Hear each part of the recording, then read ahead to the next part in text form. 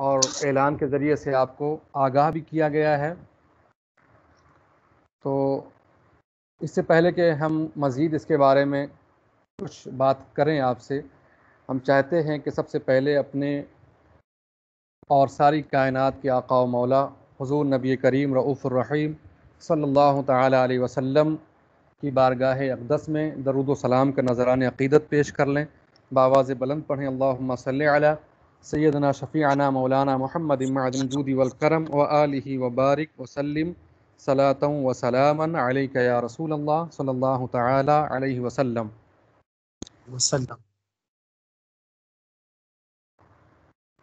امام اہل سنت فاضل بریلوی فرماتے ہیں، مالکی، شافعی، مالک، احمد، امام حنیف، چار باغ امامت پہ لاکھوں سلام۔ مالک، شافعی، مالک، احمد، امام حنیف، چار باغ امامت پہ لاکھوں سلام۔ تو آج کی جو محفل ہے وہ فقہ کے تعلق سے ہے۔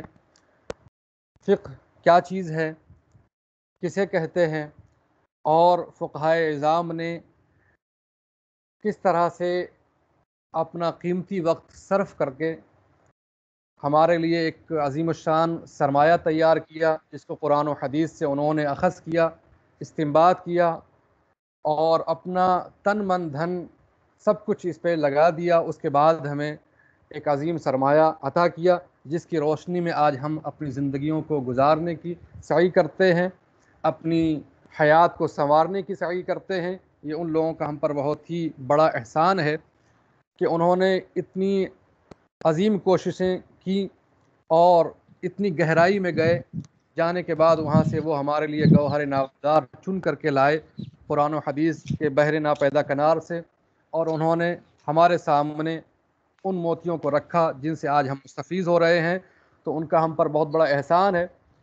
اسی کے چلتے ان کی اہمیت، فقہ کی اہمیت اور فقہ کی جو فضیلت ہے، فقہا کی جو جانفشانیاں رہی ہیں، قربانیاں رہی ہیں ہم تک مسائل کو پہنچانے کے لیے، تو ان تمام چیزوں کے پیش نظر ملتقى الفقہا کا قیام کیا گیا، جس کی آج پہلی میٹنگ ہے، جس میں آپ حضرات شریک ہیں۔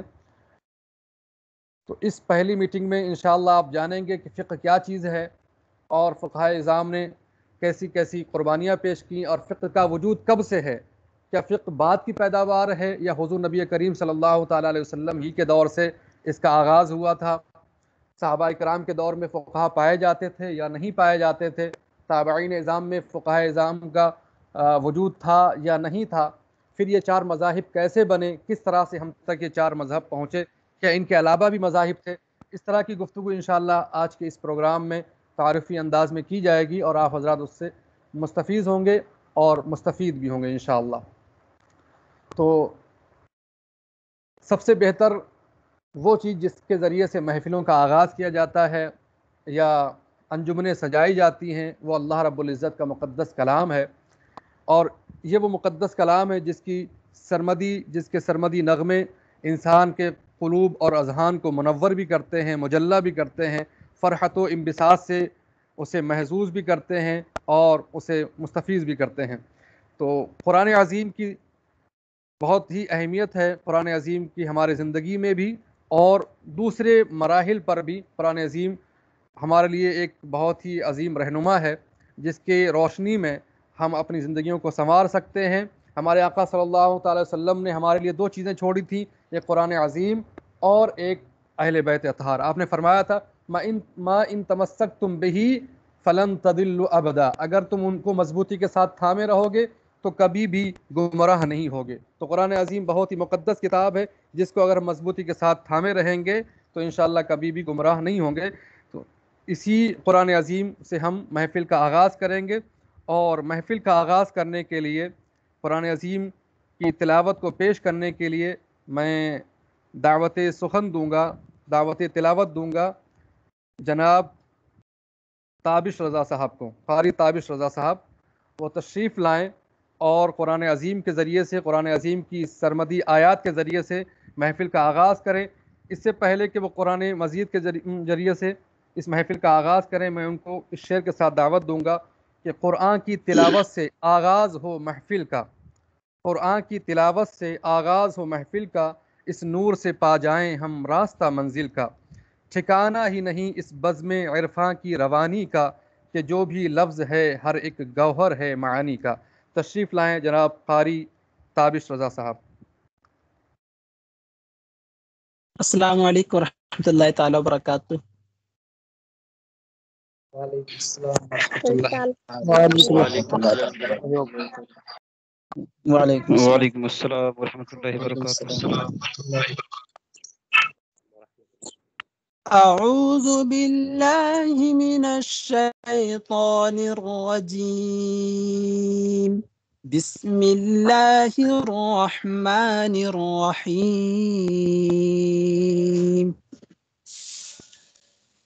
إن هذا القرآن يهدي للتي هي أقوم ويبشر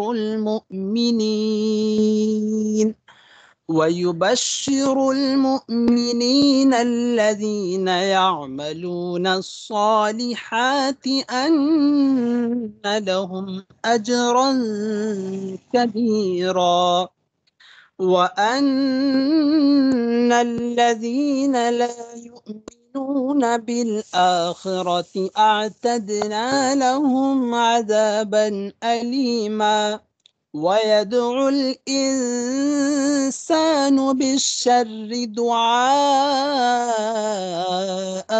بالخير، وكان الإنسان عجولا، وجعلنا الليل والنهار آيتين فمحونا آية الليل وجعلنا آية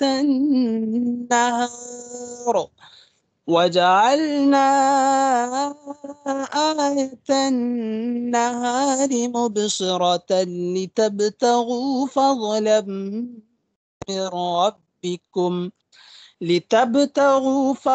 من ربكم ولتعلموا عدد السنين والحساب،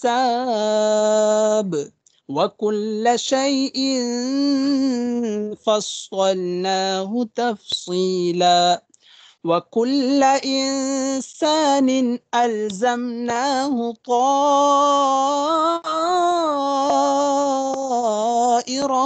في عنقه، ونخرج له يوم القيامة كتابا يلقاه منشورا، اقرأ كتابك كفى بنفسك اليوم عليك حسيبا، من اهتدى فإنما يهتدي لنفسه، ومن ضل فإنما يضل عليها، ولا تزر وازرة وزر أخرى، وما كنا معذبين حتى نبعث رسولا، صدق الله العظيم۔ السلام عليكم ورحمة الله وبركاته۔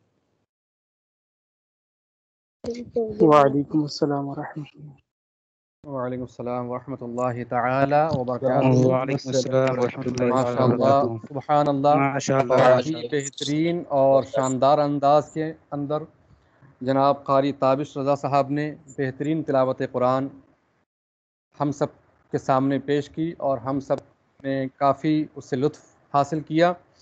قرآن عظیم وہ مقدس کتاب ہے کہ جو انسان بھی اس کو اپنا رہنما بنا لیتا ہے وہ دنیا میں بھی ترقی کرتا ہے اور آخرت میں بھی ترقی کرتا ہے۔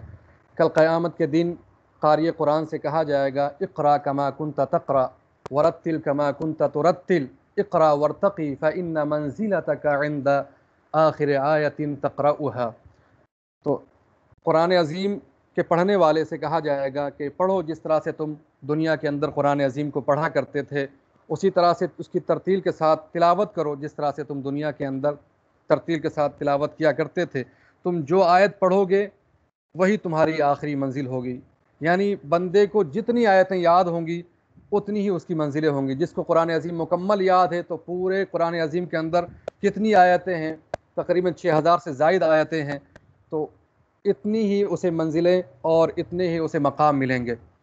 قرآن عظیم جو ہے ہماری ترقی کا ضامین ہے، اقرا ورتقی، پڑھیے اور آگے بڑھیے، پڑھیے اور آگے بڑھیے۔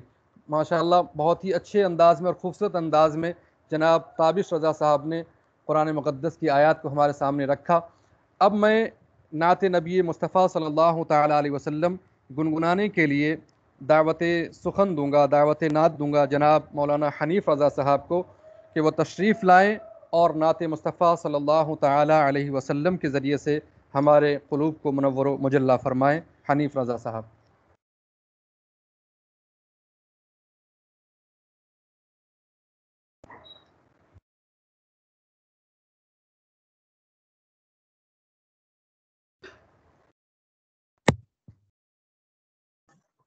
جی حنیف رضا صاحب تشریف رکھتے ہیں۔